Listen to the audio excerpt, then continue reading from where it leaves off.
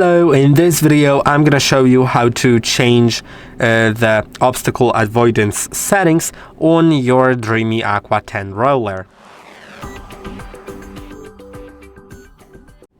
If you'd like to change the way obstacles are avoided, you can click on three dots in top right corner, then go to obstacle crossing settings, and you can see this is for the obstacles here, like thresholds or sliding door track scenarios. For sliding door track scenarios, it is recommended that you select the harder style obstacle crossing. You can see it lifts one leg first, then the other one, and crosses it like that. Or you can do the synchronized obstacle crossing, which is recommended for threshold areas.